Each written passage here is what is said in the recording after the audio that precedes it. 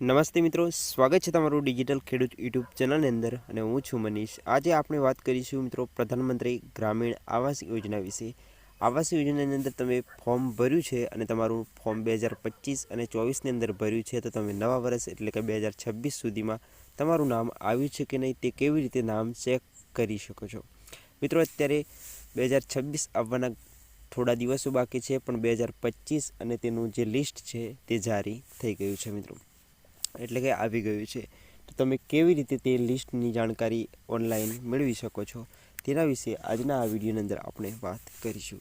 અને મિત્રો તે પણ ચેક કરીશું કે તમે કેવી રીતે તમારો હપ્તો તમને મળ્યો છે કે નહીં અને કઈ બેંકની અંદર મળ્યો છે તેની પણ માહિતી આ વિડીયોની અંદર આપણે આપીશું। મિત્રો આ વેબસાઇટની લિંક તમને નીચે ડિસ્ક્રિપ્શનમાં મળી જશે અને તમે આ વેબસાઇટ પર ડાયરેક્ટલી આવી શકો છો, જોઈ શકો છો PMAYDOR.gov.in। આ વેબસાઇટની લિંક તમને ડાયરેક્ટ હું લિંક નીચે ડિસ્ક્રિપ્શનમાં આપી દઈશ। આ પ્રકારનું ઇન્ટરફેસ તમારી સામે જોવા મળી જશે। હવે તમારે અહીંયા ખોટાનો આઇકન છે તેના પર ક્લિક કરી લેવાનું છે, તેના પર ક્લિક કરશો તો મિત્રો આ પ્રકારનું ઇન્ટરફેસ તમારી સામે જોવા મળી જશે। હવે નીચે સ્લાઇડ કરવાનું છે મિત્રો, અહીંયા તમને ઘણા ઓપ્શન જોવા મળશે, તો તમારે આવાસ સોફ્ટ લખેલું છે તેના પર ક્લિક કરી લેવાનું છે। તેના પર ક્લિક કરશો એટલે અહીંયા ઘણા બધા ઓપ્શન જોવા મળશે, તમારે અહીંયા રિપોર્ટ પર ક્લિક કરી લેવાનું છે। તો મિત્રો રિપોર્ટ પર તમે ક્લિક કર્યા બાદ તમને આ પ્રકારનું ઇન્ટરફેસ જોવા મળી જશે। હવે મિત્રો અહીંયા ઘણા બધા ઓપ્શન છે, તમારે લાસ્ટમાં જવાનું છે। હવે તમારે અહીંયા જોવા મળશે એચ કેટેગરીની અંદર સોશિયલ ઓડિટ રિપોર્ટની અંદર બેનિફિશરી ડિટેલ ફોર વેરિફિકેશન, તેના પર ક્લિક કરી લેવાનું છે।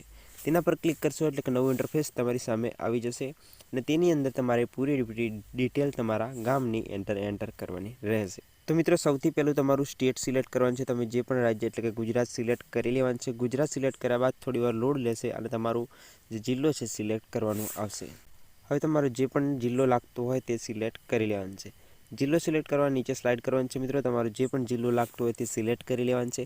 જિલ્લો સિલેક્ટ કર્યા બાદ તમારી જે પણ પંચાયત હોય એટલે કે તે તાલુકો જે પણ લાગતો હોય તે સિલેક્ટ કરી લેવાનું છે। તાલુકો સિલેક્ટ કર્યા બાદ તમારી જે પણ પંચાયત તમારે લાગતી હોય તે સિલેક્ટ કરવાની રહેશે।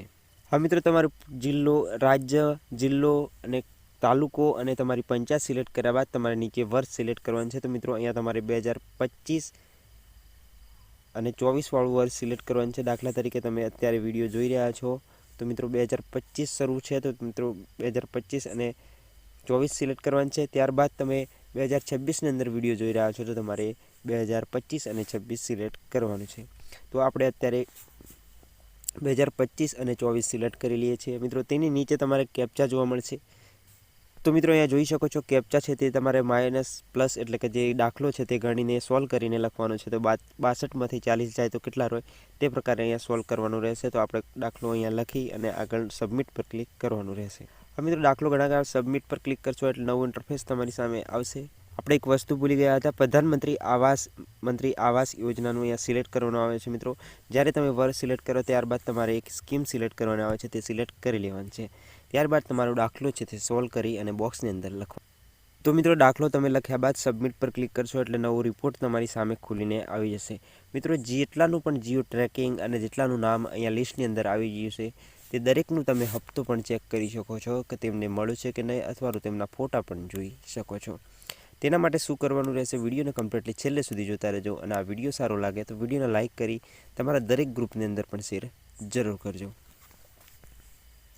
તો મિત્રો જોઈ શકો છો અહીંયા દરેક ગામનું પૂરેપૂરું લિસ્ટ અહીંયા આવી ગયું છે મિત્રો।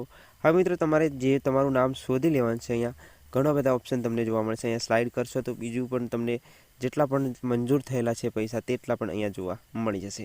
અહીંથી તમે PDF, એક્સેલ દરેક તમે લઈ શકો છો। તમે પ્રિન્ટ કાઢવા માગતા હોય તો PDFની અંદર પણ લઈ શકો છો। હવે મિત્રો તમારું નામ ચેક કરવા માટે તમારે અહીંયા તમારો નંબર, રજિસ્ટ્રેશન નંબર અહીંયા તમારું નામ હોય છે તેની બાજુમાં લખેલું હોય છે, તમારે શોધી લેવાનું છે।